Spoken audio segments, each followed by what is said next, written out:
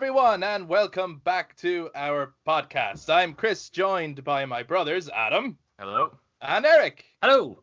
And we are back in the room to talk once more about video games, and our topic this week being on voice acting in video games. And joining us in the room is a good friend, voiceover artist, and a fan of pop culture in general, Mr. Gary Furlong. Gary, how are you?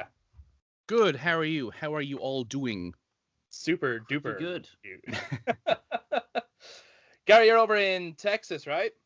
I am, yes. I am in lovely Texas. What time is it at time of recording? 7:16 a.m.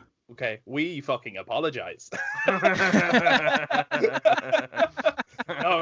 Super sound of you to come on as well, and to talk to us about this. You normally do audiobook narration, is that correct? Yeah, that's the main bulk of my audio work is definitely in audiobooks, with some branching out into, I suppose, other things, but like day to day it's audiobooks, hopefully peppered in with auditions for whatever the agent wants to send me. Awesome. So we might start there once we get the intro music rolling. We might start with how you even got into that, and then we'll branch off into us talking about voice actors in general and our own favorites personally across the board. But if you're listening to us on YouTube, guys, be sure to jump into the comments at any point to let us know what your own favorite voice actors are in gaming and beyond.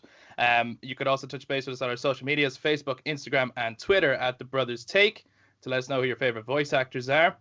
And as the conversation goes on, of course, make sure to follow Gary. We'll be putting down his socials in the description below, but also we'll get him to give a shout out to his own as well. So make sure to follow Gary and check out his work, because he's done some awesome audiobook narrations. Well, Without further ado, let's get into this shit.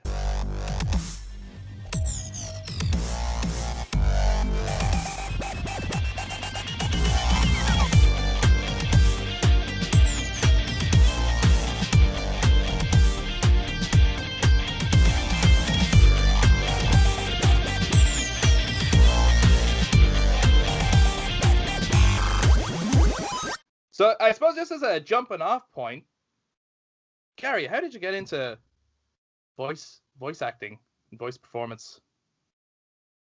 It's like a strange story, because we know each other from way back when we were doing creative stuff and acting-y type stuff. Yes. And so, of course, I always wanted to be an actor in my head until before, I suppose, teens, when I was like, they have to kiss girls? No, I'm not doing that. Is disgusting. But then I did it in amateur capacities for pretty much up until university, where I studied the very relevant Japanese for languages for international communication, with a major in Japanese language and translation, which I don't ever use. Ever. So much so, and like that's because I'm a bad student, not because the degree was bad. Like, sitting down and studying is just, I'm not good at it. I'm so terrible at it. So like when I graduated college in 2009, maybe, I think it was, I was like, I don't know what I'm going to do. So I applied to go teach English in Japan, because I was like, well, honestly, at the time, I can't speak Japanese. I should be able to, but I was not very good. Right.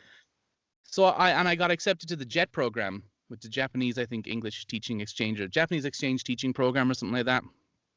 And I lived in Japan for 5 years teaching English. And in my 4th year, I think, I was honest with myself and was like, I hate this. Like, teaching is not for Gary. Because I, like, honestly phoned it in so badly to the point, like, I was a terrible employee. No, I didn't, like, stand on the desk and be like, what are you going to do? What are you going to do? I was just like, I didn't like the work. I did not show enthusiasm for it. And if my role was an assistant language teacher, so an English teacher would come to me and say, Gary, it's time for us to go to class. But sometimes they wouldn't. So I got to expect, I'm scheduled to go, but they might not ask me. And then I would get mad at them if they asked me, even though it was on the schedule. So at one point I was like, right. Gary, come on, man. Like, you can't do that. Like, that's really bad. So I went on Facebook, because I started listening to audiobooks to try start running and get fit. And I listened to Stephen Fry narrating Harry Potter. And I think I'd seen the films, but this was before Deathly Hallows 1 and 2 came out, and that's how fucking long ago it was. So, the age I was is showing. listening to, because I knew what happened up until, is it Half-Blood Prince? And I'd never read the books, so I started listening, I think, to the entire thing. And I was like, this is the best thing ever. I love Harry Potter. And then when Harry Potter was over, I was like, okay, I need another long series. So I started listening to The Wheel of Time by Robert Jordan, narrated by Michael Kramer and Kate Redding. And like halfway through that, I was like, you know what? This is pretty cool. Like, they're cool. I think I could do it, maybe. So I went on Facebook, of all places, and I found them and was like, hey, I'd like to do what you do. How do you do that? And they got back to me, and they were like, you know what? Here's a coach.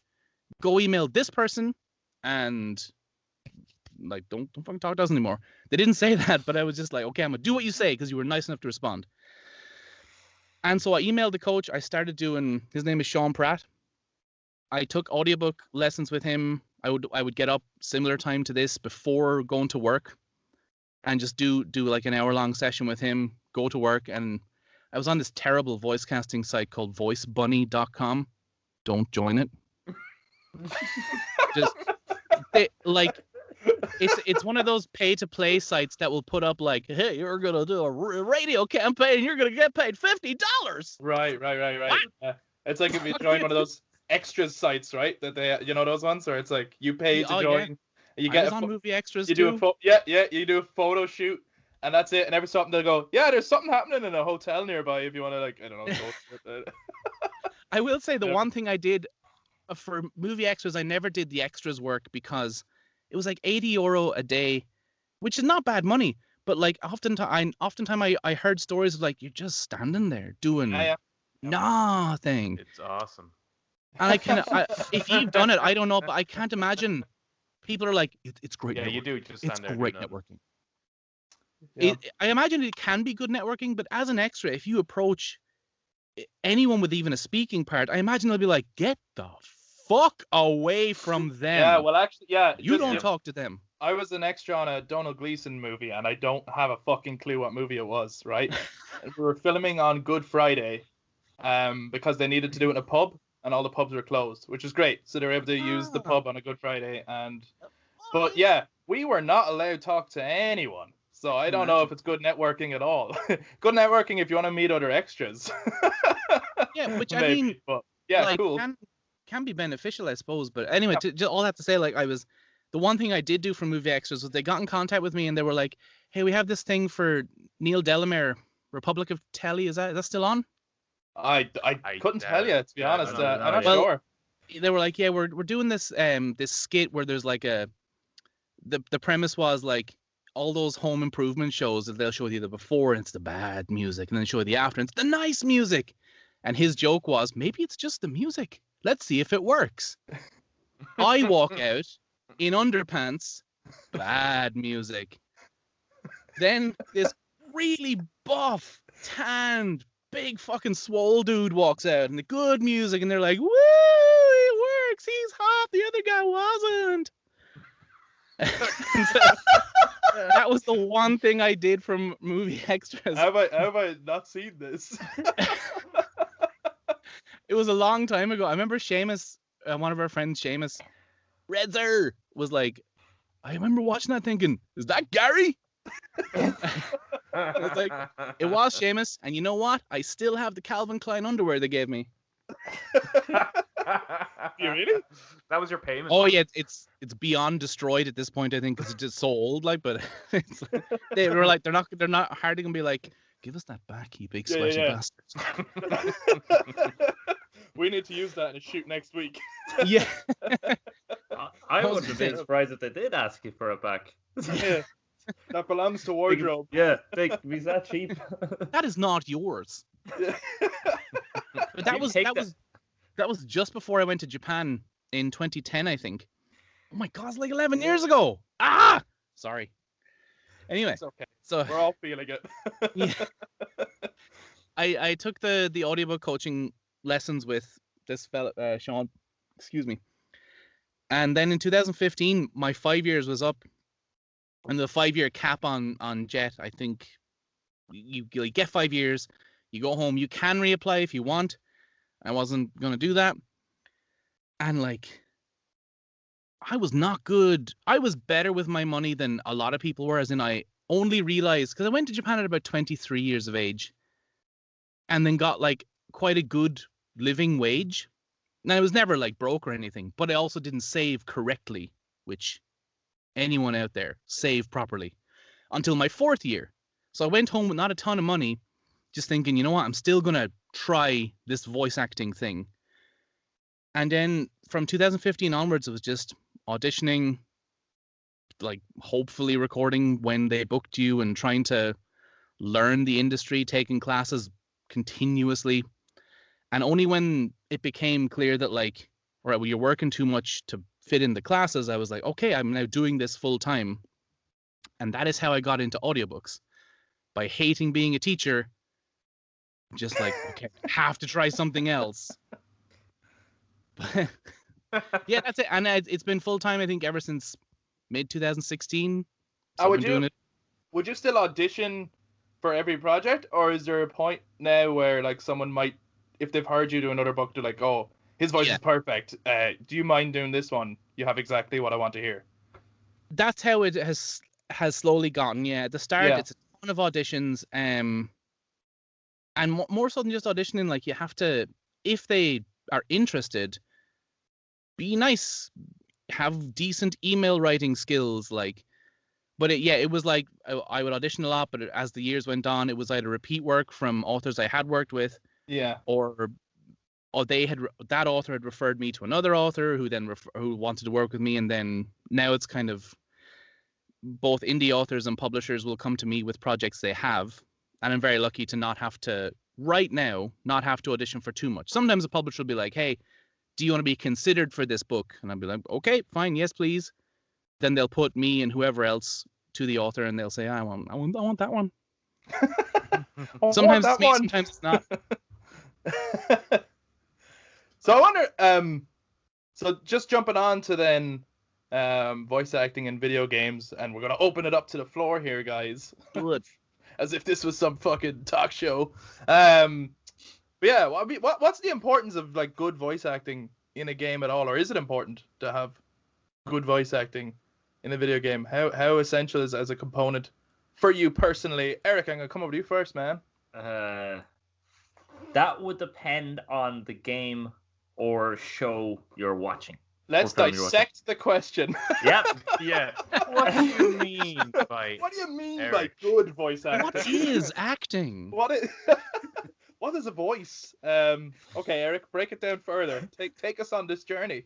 Right. Okay. So if you take a good old classic video game, which we've all heard of, Resident Evil, right? Yes. Right. I'm gonna bring it up. I mean, we have to bring this one up. The finest. It's in the Guinness Book of Records, isn't it? What? Yeah. It's not, is it? I believe it is. Yeah, the first Resident Evil. I think it's. It won the award for worst voice acting in a video game. There you go. Wow. Yeah. Well deserved. Right. Wow. Well, here's the thing. Worked hard for that. Let's just take Resident Evil just as an example here, right? I think we can all agree that the voice acting in that game is atrocious. Yeah, but like the room atrocious though, right? Oh yeah. Like you can enjoy it for sure. Yeah, Like you can still enjoy the fuck out of it. It's hugely quotable. Did you ever see the credits? When the credits roll, they don't list the full names of the actors. Right, yeah. It's just like Jill, Aoife, in any of them. You know, when they play that real like, that's like, this ending song does not suit the tone of this game at all.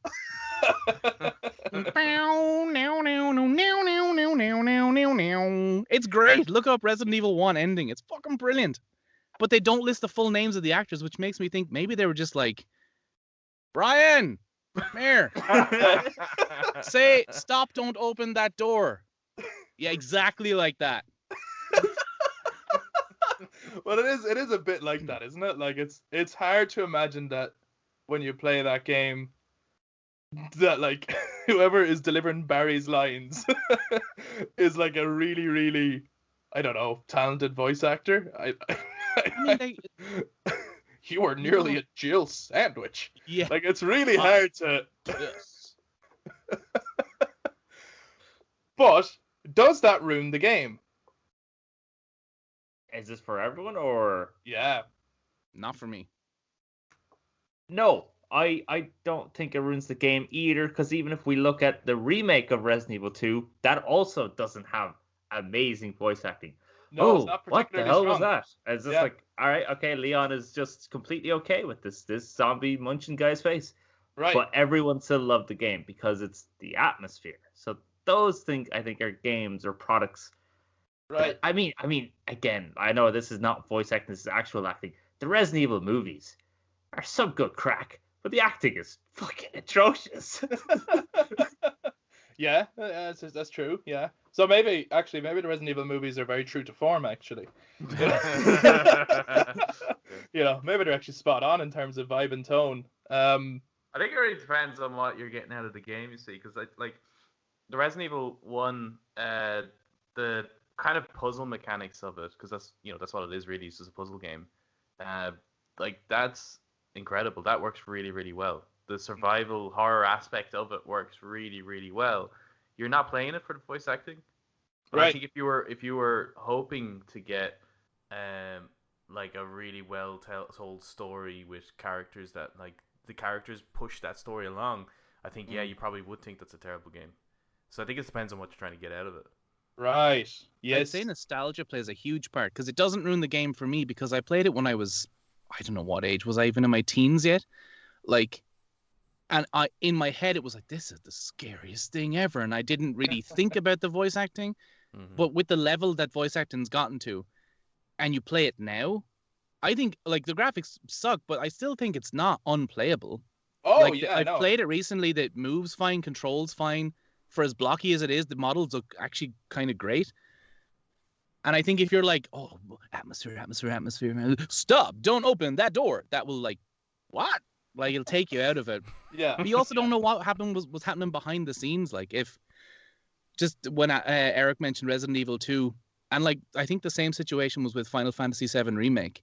They were kind of like, here's your line, you get 3 takes, and we're moving on. Right. Because it's like the schedules, like we've seen with Cyberpunk, that, like, gotta get it out, release.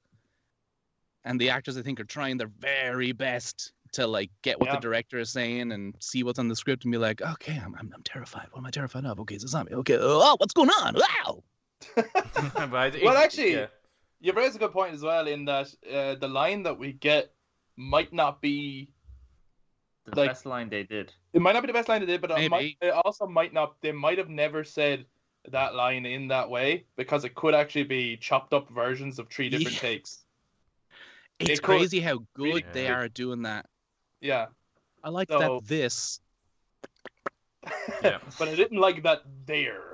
Yeah. He's actually saying that this, that, these, and those lines. They're just chopping it up and changing it around.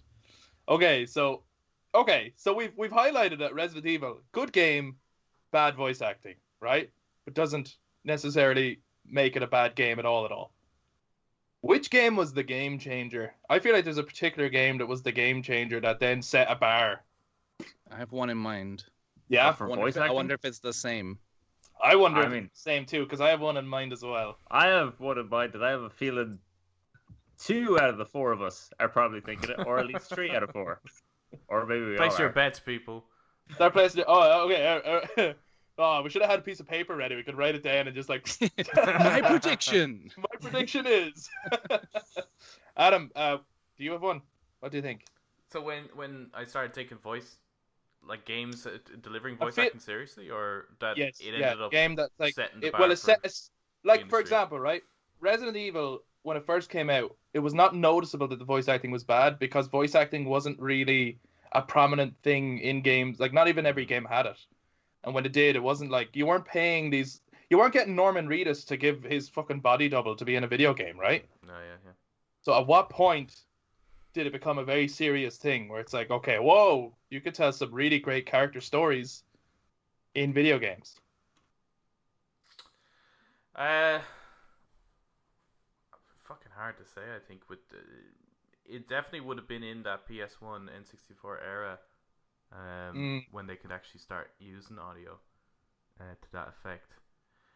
I would probably say Metal Gear Solid, probably not necessarily to do with the voice actors, and because I think Tomb Raider was doing some really great stuff there too, but probably in the way they're presented. You know, the opening credits, it said, this is the actor. It's not, this isn't someone just giving you a line now. This is the guy who's playing Solid Snake. So it kind of rose the status, I think, of voice actors a bit in games. So I'd probably say Metal Gear Solid. I'll jump on the train and say I would also say Metal Gear Solid on the PS1. Yeah, I mean, like, well, in fairness, you actually raised a different question during it. Oh, well, because you said when we first recognized voice acting, and then Adam asked, "Do you mean when we first took note of the voice acting being good?" Which are two different questions. But yeah, I hear you. Yeah, sorry. But yeah, in the presentation of Metal Gear Solid, it's got like David Hayter was like my favorite voice actor for like my whole childhood, teenage days, because it's who I grew up with. Like, yeah. My wife still makes fun of me because my American accent is heavily based on him. I think not an impression of him, but his inflections and or even what was that noise?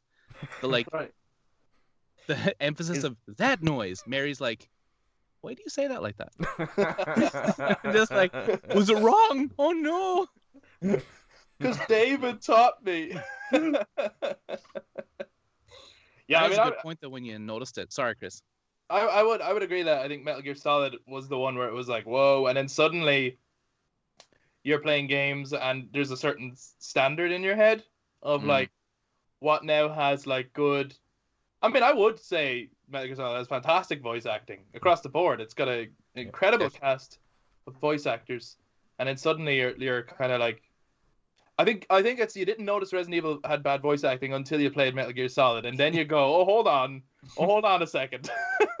Actually, now when I go back to this, I'm like, this is still a great game, but the voice acting could be better. Voice acting could be better. Yeah, these characters could definitely be more relatable or more real had they had different voice actors, and I think that's the strength. But then, of course, it depends on what is the strength of the what's the focal point of the story or the actual game. Like, my favorite game of all time has no voice acting. It didn't need it, right? It just had incredible music and a certain typography that makes it go, I know exactly what these guys sound like. Right? Didn't need it. So it doesn't mean that every game needs voice acting to be a good game. But when it's done well, it fucking helps. It fucking really helps. So with that being said, I'd like to go around and find out if anyone has a favorite voice actor in gaming and why. And is it just for one performance or is it for many, many performances?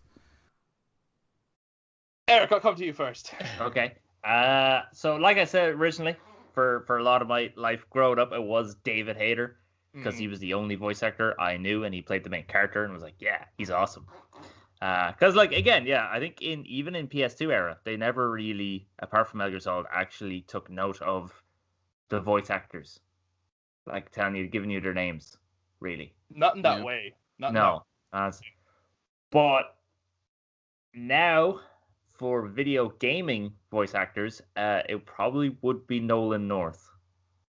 All right. Okay. Because he has a tendency to bring somewhat of a humanity to all of his characters, no matter even how cartoony they may be. Yeah. There's still I don't know. No, actually, when he's cartoony, he's very cartoony, which works. And then when he's wanting to be kind of comedic or sarcastic or even creepy, he just really brings the character to life, and he's always a very fun to hear him. And again, he was the second voice actor where I really took note of him being in games and stuff. So yeah, he became kind of a household name, so to speak, didn't he? Yeah, he was getting all the. You couldn't have a game without him in it. For a while, yeah, for a period, it was like the Nolan North show in the world of video games. Yeah, I think the one where he impressed me the most. Like obviously, I love him as Drake, and there's so many other characters where it kind of is his voice, but it works and it sounds good. But I think the time here he impressed me the most as a voice actor was when he played David in The Last of Us, and I did not know it was him. yeah. There's something about when for me, like if an actor, and same thing with a voice actor, if you only hear or see the character and you no longer hear or see the actor behind it, like full on win, absolute win, right? Like absolute win. Like that always fucking blows my mind when you're like, that's the same person? What the fuck? I wish I could do that, you know? I refer to that as the Tom Cruise effect from Tropic Thunder. Oh man! Remember seeing that? I was like, good. Wait, what? that's Ethan Hunt. It's true though, right? Yeah. Like, did they even credit him in that? They did at the very at the very end. Yeah. I mean, doesn't he dance throughout the entire credits? Yeah, he does. He sounds like Tom Cruise. Yeah. Oh, like, sorry. Sorry. I meant Nolan North as David. Sorry. And then when you said, doesn't he dance during the credits, and you all went, yeah, I was like, wait, what? Did I miss that? He could have been in the booth. Nolan North dance in the credits of The Last of Us. That one, no. Yeah, there's an extended cut of The Last of Us that I clearly haven't played. Like, where loads of Fortnite dancing with fucking David. Like, okay, cool. Any more to say on that, Eric? That you got to say for us, man? Yeah, that'd be it. Because again, he kind of, well, I think first time I ever witnessed him voice acting was Uncharted. Yeah. Now, he was Desmond Miles in Assassin's Creed, but he was very just kind of, I'm there to deliver lines. It's like, okay, cool. Because obviously we're not playing this for the modern stuff. But he did bring a sense of humanity, and I think that came at a time where I started to love when films and video games started to bring some sense of humor with their characters, because it made it more believable before I got all angsty and hated humor. But it was at a time when I liked. Glad you said it. Yeah, it's at a time where I loved like Nathan Drake's like quippy remarks and stuff. I loved the kind of sarcastic, roguish character. Yeah. That's made him so much more like well, I mean, I want to say relatable. I mean, I'm not him at all, but wouldn't mind being him. Like, I definitely couldn't beat David Hayter's Solid Snake, so at least he was a. But they were kind of going for an everyday man as well, weren't they? Wasn't that kind of the whole? And it comes across. Like, you feel like, obviously, all right, no one can climb like that, and nobody actually goes around mowing down people looking for cursed treasures or whatever. But speak for yourself. I've done it 4 Just got times back from doing that. But you do feel like, with just the way he goes on, you're like, there's people out there like that. Yeah. Like, he's not, like, you'll never meet a Solid Snake. But you could meet. I have met Solid Snake. The Solid Snake. So have I. In real life. Yeah. Yeah, we have actually. Ah, man. Awesome. Yeah. I thought I saw him once in a. He is as cool as you think he is. I'd say he is. Bastard. Yeah, he's a cool bastard. He tells cool stories as well. Yeah. I always love, though, you know, like, I don't know about you guys, but don't you feel like if you've met someone, you kind of want to make it sound like, you know, you had a full-on conversation with them, whereas it was actually very brief and they don't remember you at all. But you're like, you know, if someone else brings up something, like if someone is talking about it, it's like, oh, you know, David Hayter, he's so cool. It's like, yeah, I met that guy. Yeah, I met him. Yeah. I met him. Yeah. We had all the time. We had a conversation. It was great. You know, he told me so much. And so, what he said to me, he said to everyone that day. Yeah. Except like Nolan North. Funny enough, when I whatever, but that's David Hayter. Like, I didn't talk, even though I got him to sign MGS4 for me. Yeah. We didn't talk about Metal Gear at all. What'd you talk about? We talked about X-Men and Watchmen. Oh yeah, I'm sure that's what he wants to focus on. Well, he was happy enough to, because everyone else is like, you know, how many questions have you gotten about Snake? Oh yeah. You know? That's true, yeah. I'm sure he appreciated that. I'd say he did, because it's not one of those things that people automatically talk about when they mention David Hayter, do they? Is that he has done writing work. Writer. So, I think he tries to push that about himself. He's like, yeah, I'm a writer. I mean, I've done Snake, and I love Snake, but I'm a writer. I wrote X-Men. Big film. I mean, come on, X-Men was fantastic, wasn't it? That was a great film. I love those films. I've even, like, if you go back and watch that, obviously it has a 2000s age to it. Yeah. But it's still a fucking great movie. And X2, good sequel. X2 is a great sequel. And then he didn't write the others, so... He didn't write the others. Get hashtag bring back David Hayter hours. Yeah. In many areas. In many areas. Yeah, actually, okay. Gary, did you play MGS5? Oh, yeah. And to be honest, as a game, I loved it. And I know Adam did not. Yes. Or any of you really. As much as I tried. Yeah. Tried a lot. I enjoyed the game, but it did have I did not like what I think Ghost of Tsushima did really well that MGS5 did not do well was the bits in between the stories. Like there's a part in MGS5 where you're on a fucking helicopter or a plane or something and it's crashing and it's like to be continued. And then I'm just like standing back in the field again, like, hold on, I was on a plane. It was crashing. I can't be here again. Like when you want to play it, you gotta go back and what? Teleport to the plane?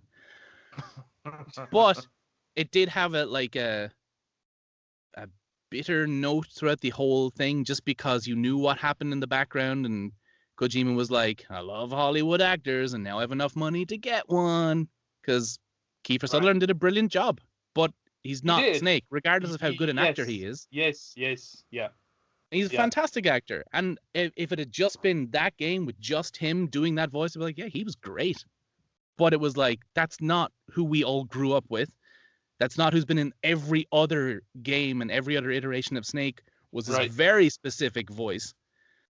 That like, we all were like, yeah, that's Snake. And yet, apparently it's not. It's kind of like, sucks. It's okay for someone else to do a rendition of a character that's voice acted, right? Like, it's okay to get these other renditions if they're good and they're true to the character. But when it's in a very particular franchise, it's kind of like if you got to the last Batman Arkham game and Kevin Conroy is not doing Batman. You would then go, what are you doing? Why? Yeah, what's going on? Why is Kevin Conroy not Batman? Like, if it was a different Batman game and someone else is doing Batman, it's like, that's grand. Loads of people have played Batman. But when it's a very particular timeline and a particular universe, then you'd go, why have you changed the voice actor that we all know and love? Why? And you haven't never given a reason. Like, I don't think does David Hayter know why he didn't get MGS5? I have a feeling he knows why. He can't talk about it. Yeah. I think he had a hard time just being Snake in general, because he got it not as if my memory serves right, he got MGS not as the first choice because Kojima wanted Kurt Russell, but he got it, did it. It was under the radar game at the time, I suppose. It came out, it was massive. Yeah. And then for MGS2, I'm almost certain he had to not re-audition, but kind of like redo some of the process to be like, so am I still Snake? And they're like, well, yeah, just read these few lines. And I think they tried to voice match him. Same for MGS3. I don't think he was like, here you go, Dave. I think there was some maybe smaller hoops, but there was some hoops he still had to jump through. And then when 5 came around, he was talking to a Konami producer or something and was just like, yeah, so, there's a new game coming out. Do we need to talk deals? And they were like, no. Man, and that was, what the hell? And that was it. Yeah. I mean, apparently Hideo did not want David at all, every single game. Never wanted him. I don't understand it because, and we've talked many times how Hideo's a genius, right? So I'm not bashing him. He is a creative genius.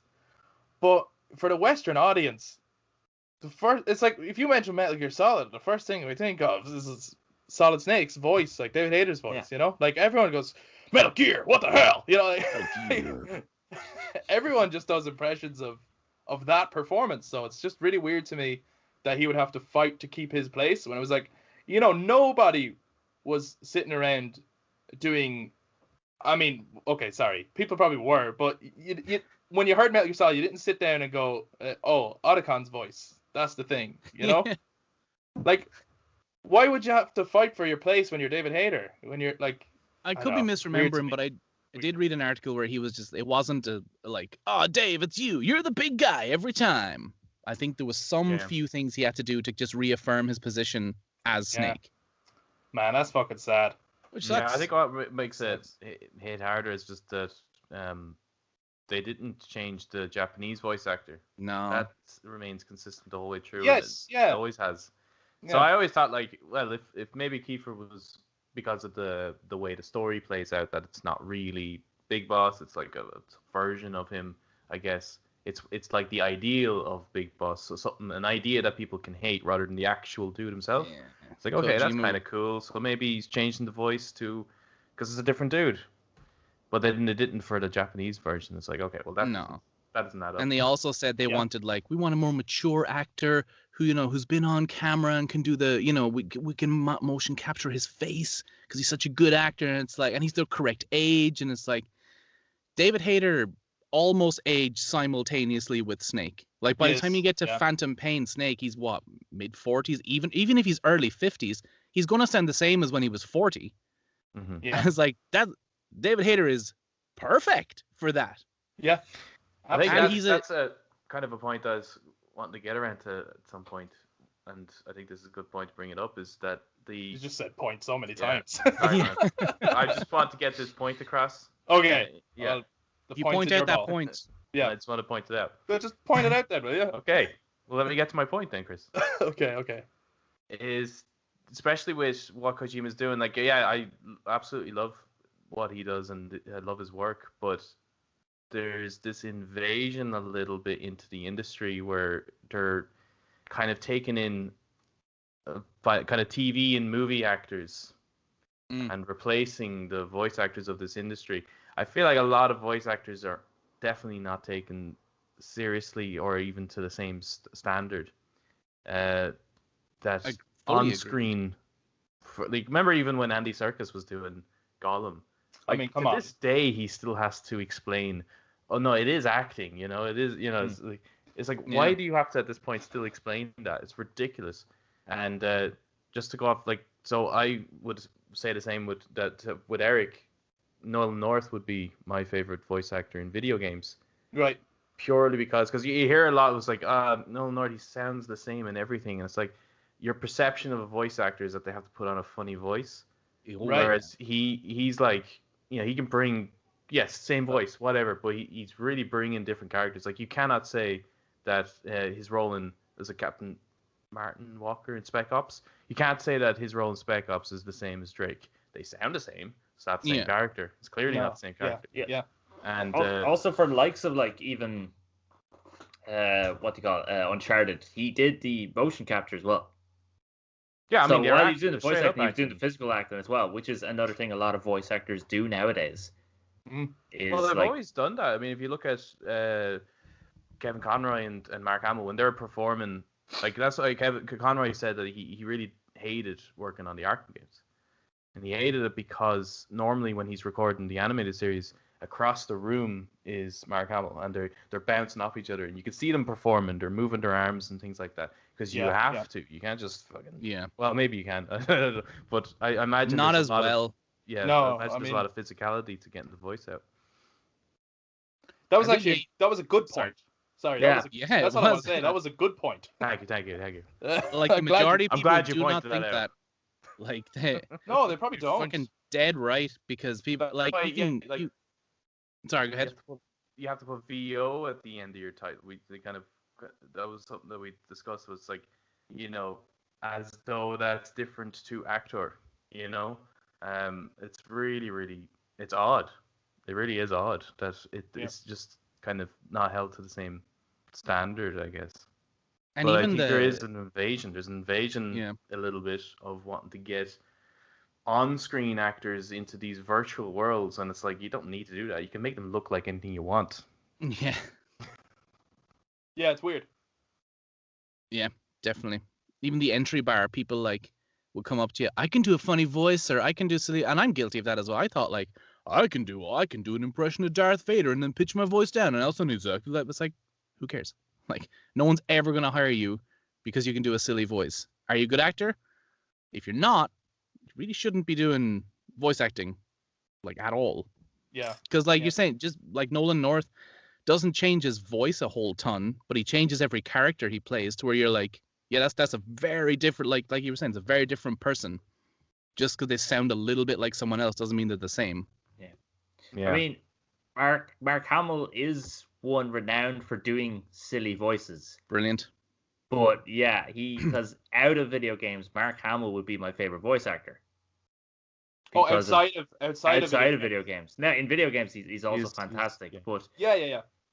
He does villains so well, but he can't put on his Luke Skywalker voice to do a villain. It doesn't work. But somehow it probably could. Would it be very interesting? Yeah. That would be very interesting. But like really kind of cold, calculated Ted Bundy style guy, you know? Oh, like he's played Wolverine before. Yeah, awesome. Yeah, he's great. He's great. Now. He went from being like, "Hi, I'm Luke Skywalker," to like, "Hi, I'm Mark Hamill." Like, when did his voice get so deep? When he started doing Harrison Ford impressions. I think that was like very good. The moment where voice acting blew my mind, because I suppose when I was younger, you do kind of separate the two, as in like, oh, you know, there's real actors and then there's voice actors. Which is so wrong. It's so wrong. But I think when you're younger or you don't know enough about the industry or the craft, I think everyone does it. And the moment I found out that the guy who does Luke Skywalker is the guy who does the Joker was the moment when I went, holy shit, this is super impressive and really fucking cool. Because you can't hear Luke in that voice at all. It's mad to me that you can look at those two and go, that's actually the same guy. Like, that's crazy. Fucking blew my mind. Using that one voice, he could be really funny or terrifying. Yes. Like, yeah. Such range. His Ozai voice in the. I didn't know it was him. Didn't know it was him for the whole. No. I watched that show twice, 3 times, and then I was looking through the cast one time, and I went, "Wait a minute, that's Mark Hamill." Because it said, and then when you start to listen to it again, it does sound a little similar to Joker. Right. But you can hear that Mark Hamillness in it. But only after the fact. Only because now you're aware, right? Yeah. It's weird now, cause I be fairly familiar now with Nolan North's voice and Troy Baker's voice, that I can now spot them as NPCs in other games, like extra little voices. I'm like, I just kicked the shit out of Troy Baker there. You can hear them, like it's really weird when you get attuned to their voice. Beforehand, it was just like, but there's just certain ways, like the words, how they pronounce them. It's you can identify them. But it just seems as though, like, I mean, even in movie acting and TV show acting, you have character actors, and then you have people who would probably never want to touch character acting. And it seems as though voice actors, no matter what they do, are thrown into the category of character actor. And of course, there is character actors within voice acting, and then there's not as well. Yeah. I would say it's one of the big perks of voice acting is that, like, on-screen acting, you certainly have to look a very specific way for very specific roles. So, like, even if I got super in shape and was buff and swole, I don't think I'm ever going to play the leading man in an on-screen production. Probably don't have the right facial features or this, that's just, or like in a musical, I'm not going to play certain characters because of the way I look, and not in like in a negative way. It's just like, no, well, we want someone who more fits this description. Right. But as a voice actor, you can literally be anyone. Yeah. If it's within your vocal range to do so, like. Yeah. So that is an awesome part of it. But yeah, it does kind of get like, you see a lot of, even the guy who played Spider-Man in the most recent Spider-Man game. Oh yes, he was like, we got to LA and we were actors and producers and writers, whatever, and we needed a side job, so they took up voice acting. And it's like, that guy has been in so many influential roles for like in anime, and that was your side job? Fuck me, I'd take that any day. But that's what it is. It's like, I'll make some money. Somebody get him. But I think when you mentioned a little while ago there about Andy Serkis, I think it was you, Adam. Yeah. The Gollum thing, and the fact that he still has to explain that what he did was acting, right? Mm-hmm. Didn't just use his voice; he actually acted. Did you ever watch him on James Corden? Which time? Check it out on I never YouTube. time. Isn't it pretty much every time he's on, he just gets him to do Smeagol or something like that? So it'll infuriate you. I got so mad looking at it. Oh, First of all, because James Corden's a fucking twat. And then who's the other fella that was on? I think it was Michael Pena, right? James Corden asked Andy Serkis to show everyone how would you get, if I was to name a character, like how do you get into character? Show us how you do it. God. And Andy Serkis takes it seriously. Awful. Andy Serkis takes it seriously. He's like, yeah, okay. So for example, they mentioned like Kong, right? And Andy Serkis is like, okay, so a lot of people have misconceptions about the way gorillas move, right? And because he studied them. And so he tries to show them how they actually walk and how they actually move. And if they beat their chest, what they actually do with their hands, that they don't make fists, that they actually cup them like this almost, right? All right. Michael Pena the whole time is just making fun of everything Andy Serkis is doing. And James Corden is also doing it. And they're just like trying so hard to make the audience laugh while Andy is genuinely trying to explain his craft. And you can see him, as he's trying to do the demonstration, get visibly annoyed. And it's really annoying because like if you're sitting there with like fucking Ian McKellen and you're asking him about the craft of his acting, you don't fucking keep interrupting him and go, "Oh, is it a bit like this? Is it? Ooh, I'm a wizard." Ooh. Yeah. You know what I mean? A wizard, twirl your wand. Yeah. It's fucking. I was so mad for him almost. I was like, I would have fucking afterwards been like, I need to have words with you. Like, one of my favorite quotes of Andy was when he was talking about, you know, all the roles that he did through, obviously, the breakthrough. Like, I understand on set at Lord of the Rings that people were a bit like, are you the actor or not? Because they had to do a take with him and a take without him because they actually at that point weren't sure. But afterwards, like, you know, doing Kong and then doing Caesar and stuff like that. And he said, this is the death of stereotyping now. He can literally play anything ever. It doesn't matter what he looks like. He can now play anything. And I think that's, It's great how he... It's a great, like, direction, I think, for acting. It's like the death of the Hollywood star now. Yeah. I would like him to get, I mean, he's amazing at the mocap stuff. I would like him to get some more on-screen acting as well, though, because he is just a great actor in general. Yeah. And I feel like in some cases he has become the go-to mocap guy. And I'm not sure he likes it, but at the same time, like, for example, I think Snoke in Star Wars was one where it appeared to me where it was like, what's the point? Did you get Andy Serkis because he's an incredible actor? Or did you get him because you wanted to mocap this character and you were like, well, Andy Serkis is the mocap guy? I'm not so sure. He just happens to be a great actor, though. Which is lucky for them. Yeah, but I think as well, it's like he was there during the kind of invention of this technology. Yeah. That, I mean, he does spend time kind of like, I suppose, not teaching other actors, but at least kind of getting them prepared for what's expected, essentially, for this kind of stuff. Or you could just get the guy, you know, rather than having. Yeah. So it's almost like that. What's his name? Terry something or other. He's used in the Apes movies for the movement. He's the movement coach, and he does a lot of movement coach stuff. I know you're talking about. I think he was with circus, like he was in the circus and stuff like that. It's where he originally came from, but you know, he's obviously training a bunch of people, and it's like, why hire someone else when you can just get the guy that's been, you know, his work is so good, just get him to do it. And I think there's a lot to do with why Andy's in it. Yeah. I think like another good place to look when it comes to seeing the amount of work voice actors do would be behind the scenes to something like Guardians of the Galaxy or something, or the Marvel films, or so.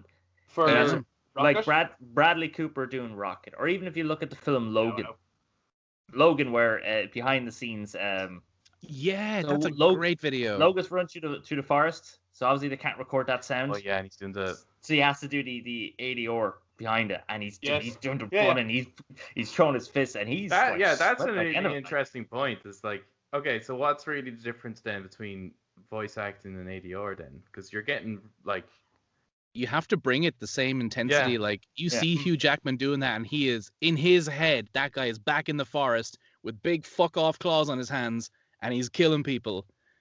And like, aren't a ton of movies mostly ADR'd anyway because the on-set sound is just shite? Absolutely, have to be, yeah. But definitely back in the day. Man, Hugh Jackman is fucking crazy, isn't he? Like, he's amazing. He really is. Doesn't he have a You coffee see him in company roles now? like that? He is amazing. Isn't he? What? There's a coffee company or something. He's just like, yeah, not satisfied with being a fantastic actor, and yeah, I've got my claws and my muscles. Yeah, coffee. Yeah, man, bottle of shit. But he's good at everything he does. You know, he's like, He's if brilliant. I'm gonna do a musical, I'm gonna do like, I'm not into musicals, but he's like, if I'm gonna do a musical, it's gonna be the world's best musical, and he does one that is like the most successful musical ever. He's like, I'm gonna play Wolverine, and I'm gonna be pretty much irreplaceable as Wolverine, to the point where it's like, who the fuck is going to be the next Wolverine? It's harder than casting the next Batman for some reason. Like, it's like, yeah. He's so ingrained in that role now that it's like, who the fuck is going to be a better Logan than Hugh Jackman? And I'll he's be a real fucking nice about it as well. too. And he's a nice guy. Yeah. Just infuriating. Real humble in interviews and everything. Fucking bastard. Who was it that wasn't it during the Oscars or something? They nearly tripped on their dress. Oh yeah. And he got up to help her while everyone else is just there laughing. No, they weren't laughing, but he got up to help her. God You know, there was some nice scumbags guy. who were like, "Bitch fell." Yeah. He's genuine bloke. Yeah, he seems cool. Damn him anyway. Anyway, so we've got wow. I don't think we actually asked Jesus, Gary where are we? who his We've favorite. gone through a lot of topics, but at the moment, I know that Adam and Eric, you have Nolan North up there as favorite video game voice actor. Gary, I'm really curious to hear who you might say, because you might have like a very different outlook on it than we would, because we don't know as much about the world of it. I would say that like my all-time favorite is going to be David Hayter, just because of the time when I was younger and grew up with it. But like, have you ever heard of, do you know the Legacy of Kain games, like Blood Omen and Yes, I've heard yes. it, yeah. the guy who plays Kain, Simon Templeman, if you go back and play Blood Omen, which has crappy 2D like top-down graphics, but the fucking voice acting in that game is brilliant. He's just like, I am Kain. I will destroy you. Ooh. Oh, this guy means business. He's not happy. So like he is great, and I don't know if he's done anything. He's obviously done a ton of stuff because he's still working as an actor. But him and Michael Bell, the guy who played Raziel, I think Metal Gear was before Soul Reaver, but like Soul Reaver was just like, this could be a fucking stage play. Like the acting was so good, and the reason was because they got two excellent actors. But yeah, I mean, David Hayter's all-time favorite. I love Simon Templeman and Michael Bell, and also Daisuke Tsuji is amazing, just because of Jin, the guy who played Jin. Jin Sakai. Yeah. Sorry. Yeah. And like, when I first was playing Ghost of Tsushima, I was like, yeah, this guy's good. He's a flat voice, and you can put yourself onto him, even though have you ever heard his real English speaking voice? No. He's kind of like, up here, hi, I'm Daisuke, nice to meet you. And you're like, how did Jin's voice, which is like so low, come out of this fella?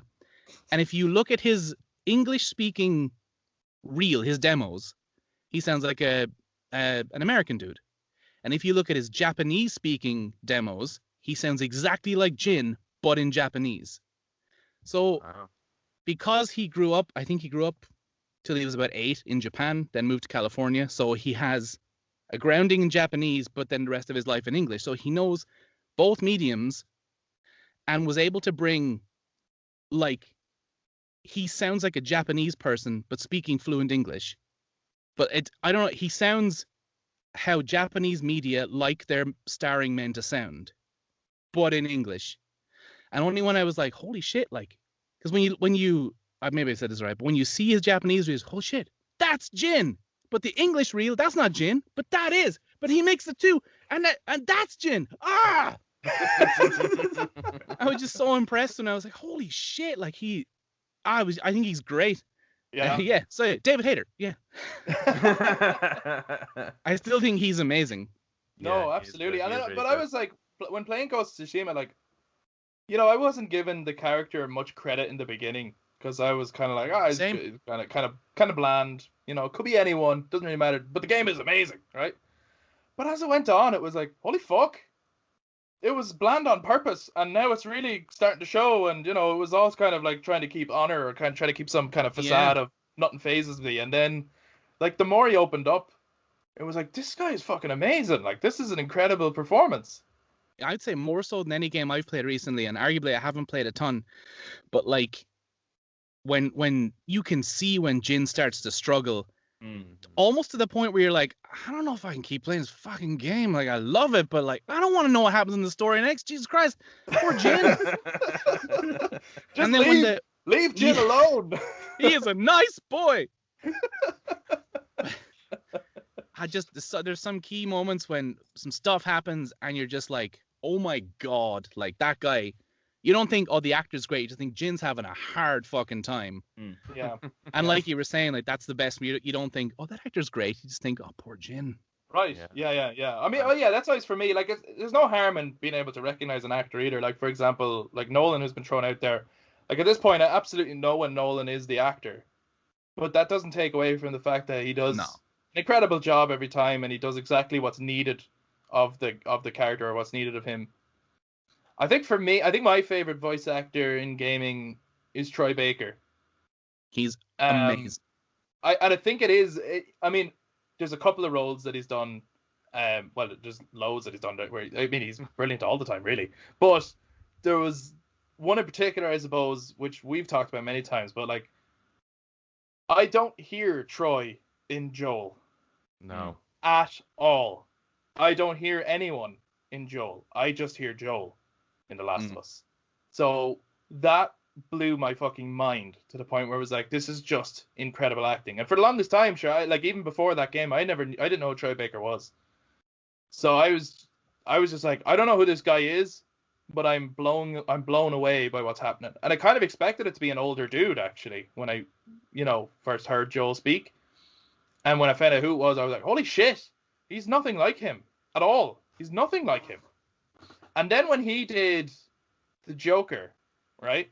Now, look, he doesn't do as good a performance, in my opinion, as Mark Hamill, right? But in terms of trying to emulate that Joker, I haven't heard anyone else do a better take on it. In terms of trying to emulate Mark Hamill's Joker. Like, it's again... such a difficult position. Like, do you imitate Mark Hamill or do you do your own Joker? Like, no one's going to like the new Joker. People give you shit if you do an impression of Mark Hamill. You're just an impression of Mark Hamill. You're not very good. Right. And then actually when the job is, that's what we want you to do. Like, your job in this is to do an impression of Mark Hamill. You're like, fuck, like, that's a lot of pressure. Yeah. That's a lot of pressure. And again, I don't hear Troy when I hear that voice. And I think another example would be that when he played Sam Drake, again, I don't hear Troy. I just see Sam Drake. So every time, I think as well, he's able to just, I kind of respect him as an actor in that I've heard him talk in a lot of podcasts. And if it serves the story, he's there for it. Yeah. You know what I mean? He believes in the greater story. If it serves the story more, at least in his opinion, or in the opinions of whoever's working on it, that he is not a lead role and that he takes an exit on this one, he's okay to go with it. Where I feel like some people might fight that more. They might be like, no, fuck you. Like, I'm the lead. Fuck this shit. I'm not doing this. Yeah. You know, my money. You know what I'm saying?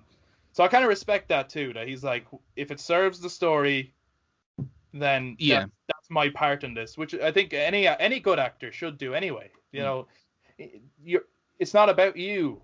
It's about the story, and you have to bring what the story needs from you and your character. So that's just my take. Tell me I'm wrong, everyone. Oh yeah, no, fuck everything I just said. Make him the main role, will you? There is that side of it where it's like, to the art, yes, 100%. Yeah. You can't just hang around if the story doesn't need you or is not accommodating of you or your character. But then as from a business standpoint, as an actor, you're like, fuck. Okay, I lost my job. Great. I'm gonna start auditioning, which I love to do. Yeah, it's like if you got a part on like a long running TV show, and then you get killed off at some point, you're reading the script and you're going, "This is great drama." Great. You're like, fantastic. I get an exit, do I? Okay, I'll just pack my bags. Thanks, guys. But yeah, like, it's such a big part of it. You have to expect some time or other that's going to happen. I think it was either Tom Hanks or Samuel L. Jackson was like, your job as an actor is to find work, and then you get to act. Like, right. Yeah. Because you can't just be. You have to be a good actor to work as an actor. That's like a prerequisite. Doesn't matter how good you are, you have to be good. But what you also have to be great at is finding the work. Because it doesn't matter how good you are if you're sitting at home going like, I'm amazing. I'm amazing. I was going to walk out the door and get hard because I'm amazing. So is everyone. Like, yeah. What's so amazing about you? Like, prove that you're amazing. Go find it. Yeah. And there's always. You remember that? I'm unique, and there's hundreds of you out there, and they could be better than you, and if they are, you're not getting that job. Yeah. Did you guys ever see that episode of Friends when Joey has a death scene? He has to fall down an elevator, and he's like, does anybody want to? He does not want to leave the show, and he's just like, anybody want to take the elevator with me? And the guys are like, no, I think it's just for you. And he's like, are you sure? And like he gets in, and he's just like, yeah, it's like a woman there or something. It's like, I love you, Dr. Drake. Yeah, whatever. Yeah. Gives up his lines and really reluctantly falls down the elevator. Yeah. I fucking love it. It's so funny. But like, yeah, I imagine there is a feeling of that where it's like, great, I get to do my death scene. And that's like John Bernthal. That did him wonders when he died in The Walking Dead. Yeah, actually, he does say that he's very grateful, even though like he loved working on the show, but he's very grateful that he got many opportunities after. You know what? I always think about the guy who plays Rick Grimes in The Walking Dead does not get enough credit. Andrew Lincoln is an amazing, incredible actor. He is fucking incredible. I didn't know he was British. I know, right? Is that the creepy guy from Love Actually? Yeah, it is. Yeah. Okay. Yeah. Right. With his fucking cue cards, like. And you know what? If it was up to me, I'd cast him as Solid Snake in the live action. I'm sure he could do it. I think he could. You know what? He could play Solid and Liquid. They should be identical, right? They're the twin snakes. Yeah. It's going to be Tom Holland. It's going to be Tom Holland. Yeah. I love Tom Holland. He's great. I've said that as well. He's great, but just, you can't just cast anyone as anyone, like, just I'm not super invested in Uncharted, but even when I saw that, I was like, he's very young to play what is essentially young Nathan Fillion, and you're just like, just great at, like, I love him as Spider-Man. I think he's great actor, but you're like, that's a bit weird. Is it because it's so popular? Right. I think one thing is that in a weird way is reassuring me about his role as Nathan Drake is that he has said that he is very worried about his performance as Nathan Drake. I'm like, okay, well, at least the guy is. Why would that assure you? That has me way more worried. Yeah, because he's thinking about it, and he's like, it's because he's passionate about it. He's not just like. Yeah, but no, it's not. Yeah, but he didn't about say it after the fact. Yeah, exactly. He didn't say I'm worried about getting this right. But I'm worried about what I just did because I don't think it was good. Yeah. Oh no. He says that he feels like he was trying to not think about the character and the position, but rather, I have to look good now on screen, and like next to Mark Wahlberg, like I gotta look cool. And now in retrospect, he's like, that was probably a bad idea. So it'd be great. It'd be brilliant. Don't worry about it. Brilliant. It's not looking good. I was never gonna like it anyway, so it's fine. And if he's not, we have a Pattinson Batman to look forward to. Yes. He's gonna fucking kill it. Yes. Yeah. That fucking film looks amazing. Anyway. What are we talking about? What are we talking about? You know what? Actually, have we all mentioned? Yeah, we have mentioned our favorite voice actors. Yeah. We have. Yeah. So we got Troy in there. We got Nolan in there, and we got David Hayter with a few shout outs as well to a few others. I mean, the thing is, I always feel bad saying a favorite because, someone could jump on the bandwagon and go, but what about this guy? But what about this person? You're like, it doesn't mean I hate those people. I could talk forever about how many incredible voice actors there are. You hate the favorite question, Chris? No. I hating the favorite question? I like the favorite question because it makes people passionate about what they're talking about. Well, some people. But some people. Eric hates it for some reason. I don't like. How do you not have a favorite shit? Like, it's just shit that resonates with you. Every shit I take is good, Chris. I can't favor one over the other. Okay. That was a good one. Better than yesterday? I don't know. That one's going on TikTok. That's going on the poop wall. Yeah. We earlier on. Anyway, no. What I was trying to say was I don't like the implication, or that it might voice actors are not good.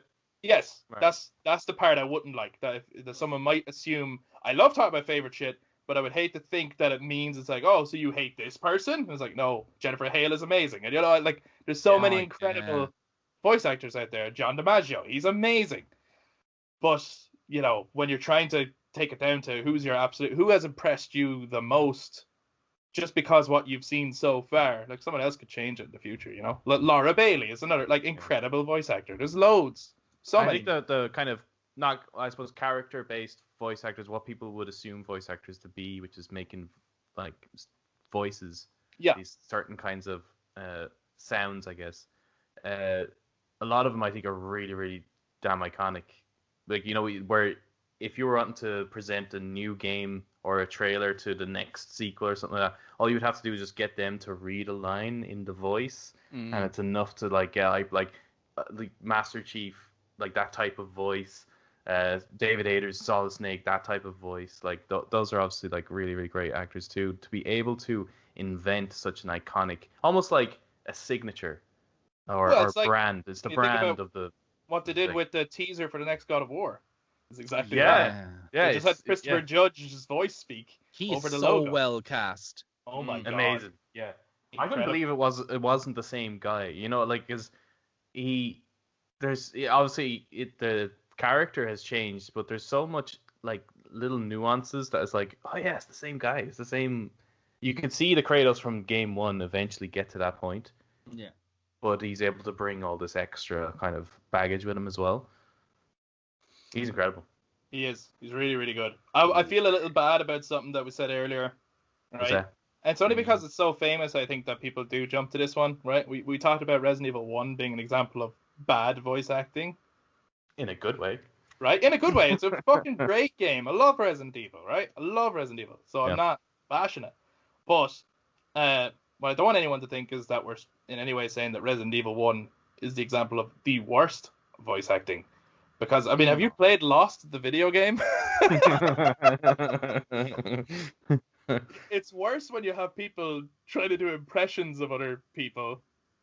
And they're not good at doing it. I really hate that shit. Yeah. Like that's so difficult. They had Jack sounded like a surfer dude. Like he didn't even sound anywhere in the ballpark. Like nothing like Matthew Fox whatsoever. Like not even. And I don't know why they didn't just ask for the rights. Obviously, they had the rights to make the game and to use the artwork from the show, and so they would have had to have talked to the guys running the show in order to make that game. It wasn't done in like time constraints.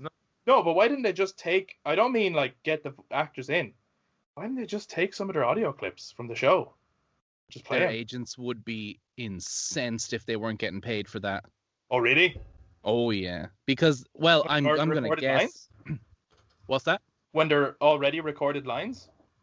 Well, yeah, because there's like... Well, I don't know how it transfers over from like... excuse me, from like TV, but like, say you do... If I did a commercial, right? Right. They would pay me to use that line and all the stuff I recorded for a certain amount of time, unless it was a perpetual buyout, which it generally never is. So they say, okay, Gary, we're going to pay you X amount for the session fee, and we're going to pay you X amount to use your audio for 1 year. And I said, great, that's fine. If they want to reuse that after that period of time, they have to pay me again for the usage of that audio. Right. And considering... like these are massive actors now, and maybe they weren't at the time, but like that Matthew Fox guy was in everything. So if they hear that like the studio took stuff that he recorded, put it in another medium, and then just sent it out to make tons of money for the studio or whoever releases that game, right? Yeah, and they're not getting a cut of it, I imagine they might maybe sue them. But I don't know. I would guess that people would be like, nah, you got to pay me to use that. Because essentially that's lines they didn't hire him to record. Right, I get you. Yeah, They're like, no, that makes sense. Just leave some of that in and put it in there. Yeah, no, don't worry about it. Nothing. That's just a game. Play the game. Fuck off. I wonder, is that why you brought up something really interesting? Like, I don't know if you've ever played like the Lego Lord of the Rings game. They used the voices from the actual film, right? in that game, and you can't get that game anymore. It's impossible Really? to get. That game is gone. No one can get it. And also, after the fact, with every other Lego game that came out, they didn't use the voices from the movies. They got new actors in to record the lines.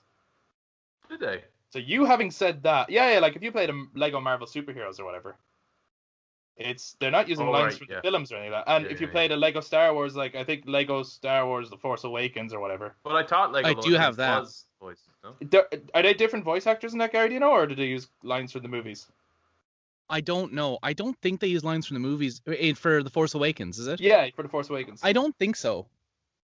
I don't know, because sometimes, like when in that Phantom Menace game that came out for the PlayStation, they hired sound-alikes for everyone but Jake Lloyd, because they could. Was that who played Anakin? Yeah. Right. Yeah. Because they could afford him, I imagine, and they're like, he's in the game. And yeah, people pan that game and say it's shit. I love that game. Now this is pod racing. Especially when it breaks. It's brilliant. Which is all the time. I still love it. Oh, I still love that game. I don't know. They don't make games like they used to do. The PS1, come on.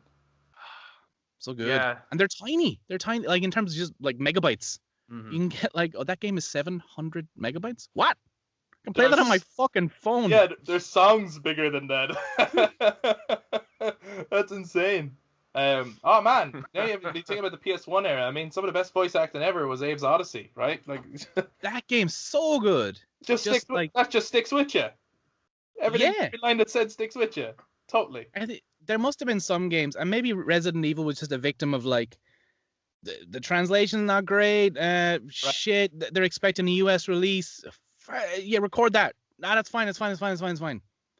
Or there's every chance that these voice actors did their very best. Maybe they weren't that great, but have gotten way better. Like, you listen to my first audiobook. Please don't. Like, I tried my best, but I wasn't great. I was okay. But I would love to redo some of them just because I think I can do a better job. I did my best at the time, and I think it was good, but, like, I think I can do better. And I'm sure they're saying the same. Like, oh, I wish I hadn't have done that game, oh, man, or... No, look at me now. I've got some training and I'm better now. Yay. I always wonder, does a time limit help, right? In terms of getting you to settle on a final. Do you know what I mean? Because like, okay, so I have like recorded myself doing some stuff, right? But nothing, anything like what you do at all. And I've deleted it every time because I go, nope, that shit I could definitely do better, right? But if I don't delete it, right? But if I had to put it out tomorrow, right?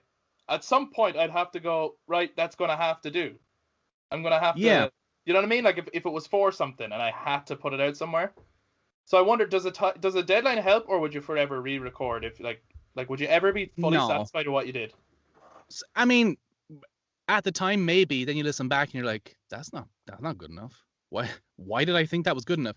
But you're always going to think that. You're always going to be your worst critic because you'll record yourself and think, oh, I sound terrible. But if we were to listen to it, we think, what are you talking about? That's great. Like, you're always going to be second guessing yourself. So you do have to kind of take it. You have to get rid of that because you won't meet deadlines. If someone says, I need this audio by then, but you're like, yeah, but if you give me 2 more months, I can tweak it to where it's amazing. And like you're saying, that'll have to do is sometimes how everything gets done. Yeah. Like the VFX in Black Panther, those guys weren't given enough time to finish some of those shots, and it was just like, fuck it, this will have to do because this is the best we can do in the time we're given. Mm-hmm. I thought it was fine. Like, it didn't look great, but it was like, I didn't walk out of the theater going like, well, I am appalled at the state of those VFX. I was like, I enjoyed that. Yeah. But those VFX artists are probably like, dude, I would love another 2 weeks to go at that again. Yeah. So you do get to a level where you're kind of just like, I know that my that'll have to do level is good enough. Would I like more time? Yes. Yeah. If I don't have it, that'll have to do raise that level up to where it's like, you know what, that's all right. That's good. People will enjoy it. But you don't know. Sometimes you have a week to do a project that you'd rather 2 weeks or a month. But like you're saying, yeah, the deadline can help. If you're that kind of person that's just like, that pressure motivates you and pushes you forward, then it definitely helps. But I think that's just an interesting point in general. So it goes even beyond voice acting, but it's something that people, I don't know, like some audiences are very understanding, right? Some are not. But some are not. And Twitter goes to show how audiences are very not understanding in terms of like they see a finished product, and as far as they're concerned, that's like everyone is 100% happy with that. That's the thing that's put out, and they go, "What the fuck? You fucked this why up, are they and you fucked hiring that up, these and you fucked this up, hacks? and yeah, why are you hiring these people? Why did you do that? No, that wasn't finished, and I'm not happy about this." And they think that everything was like, "Oh, the director made all the wrong decisions," and the director might be like, "I didn't make fucking half of those decisions," right? Like, there's a lot of stuff that goes behind any of these projects, or goes into anything, or it's like, oh, I don't like how that voice actor sounded. Like we said earlier on, it's like, well, that's actually, I never said that line that way. My line's been chopped up. I've been re-edited. Someone actually dubbed over one of my lines. Yeah, that happens a lot. I think Nolan North makes some of his income from voice matching Christopher Walken. Yeah, he said that. Yeah. That's amazing. He does do an incredible Christopher Walken. Yeah, amazing version. Nobody does it better. And actually, Troy does a very good Jeff Goldblum. You gotta check that out. Jeff Goldblum. Jeff Goldblum's amazing. I wonder though, with the going back to Resident Evil, possibly audience expectations weren't high either, which probably means that they're not arsed paying. They're probably not even professional actors at that point. They probably are now. That was probably their entry. Yeah. But even just games around that era, remember Command and Conquer. Oh yeah. And it was the cutscenes where it's just that really dodgy looking green screen behind them, and just talk about, man, that was top amazing. notch AAA gold there. They have Josh Holloway for those games, man. I think the expectations were definitely a lot lower. From the producer's point of view, maybe. It's like you were saying earlier about people especially then, didn't think of voice acting as a real acting profession at all. So you had the late 80s, early 90s, you had about the same 6 people doing every cartoon because that's what they did. That's not real acting, it's just a cartoon. We don't really care about cartoons. That's for kids. And then video games was even lower down than that. So there wasn't many people who thought, you know what's lucrative? Video, because it probably wasn't at the time. But those 5 or 6 people who got everything back in the 80s and 90s, I would like to have been them. I actually met the guy. Did you ever watch Teenage Mutant Ninja Turtles? Yeah, fuck yeah. I took audiobook classes with the guy who did voice for Krang. Oh, man. Oh, wow. And I didn't know at the time it was him. He's good at his job. He's brilliant.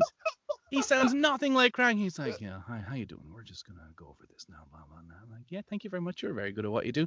Then I find out later he's like, Shredder. How do you do that? Why didn't you tell me? I love you. Who's the guy? Oh, what's his fucking name again? I do know his name. Who does Optimus Prime?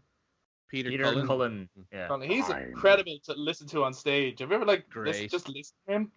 When that voice comes out, it's just like, wow. It's so interesting that in some cases there's a certain voice actor where it's like, okay, we're gonna make the movie now and we're gonna get different voice actors, but then there's one person where it's like, we can't change him. We can't.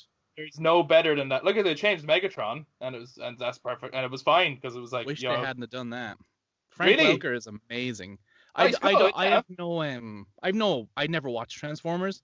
Right. Just think as an actor, that guy is so good. He did Abu in Aladdin, and he's just so good at and I think he was he did the lions in the Lion King when they were fighting, and you see backstage footage of him with a fucking bucket by the microphone, and he's going, it's like, oh, that's a job, cool. Yeah, fucking badass. I think Hugo Weaving's awesome though, so they got Frank Welker to do. Did I say his name right? Welker? Yeah, Welker? I think so. That's how I've always said it. Well, it's not like he's listening. Anyway. But if you are, they got him for the other 2, the last 2 Transformer films that they did. So did they? Died. Yeah, they got him in then to do Galvatron and then Megatron. You didn't say Hugo Weaving died. Is he dead? He's not dead. No, sorry. Sorry.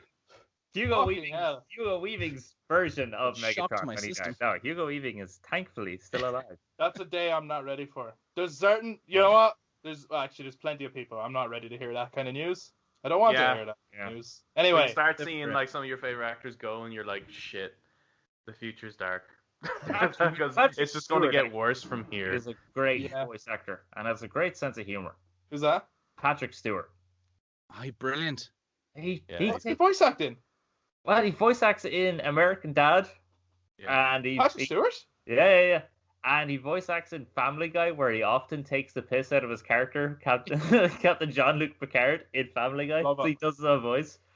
And he did the narrations for Ted. He's also in Elder Scrolls. That's right. Also in, But he's not in Skyrim. Right. He's not in Skyrim. You are the one from my dream. Yes, that's right. I remember now. I mean, I hate all podcast. I hate that opening, but he's great in it. Him and Sean Bean, actually. Sean Bean's in that game as well. Sean Bean, yeah. What the fuck? Yeah. He kind of looked like him too, in a way. He kind of looked like Boromir with no facial hair. That was Brother Martin, was that his name? Yeah, I think so. Yeah. I must replay Oblivion at some point. But anyway, if you're listening, take a shot for Skyrim. Yay! Your shot probably won't be as big as Gary's bottle of water. It's like a gallon of water or something. It is a gallon. Yeah, you can get gallons over here. Fucking wow. So anyway, I think that concludes our conversation on voice acting in video games and beyond.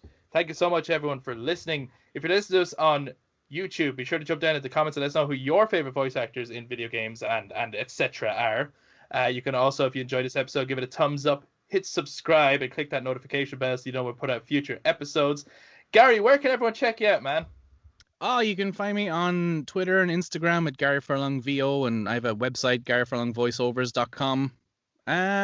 If you find Gary Furlong VO, you'll find me somewhere hanging around. Audible, if you like audiobooks, just look up my name. You just type it in, and then Gary's just in your local superstore there, hanging out. I'm just there. We're going to throw, if you're on YouTube anyway, we're going to throw Gary's links down in the description as well, so you can check him out. Please do follow him. We'd greatly appreciate it. And if you're listening to us on audio platforms, you can touch base with us on social media, Facebook, Instagram, and Twitter at The Brothers Take. Let us know who your favorite voice actors are. Thank you so much for listening, and we'll talk to you all next time. Bye-bye. Bye-bye.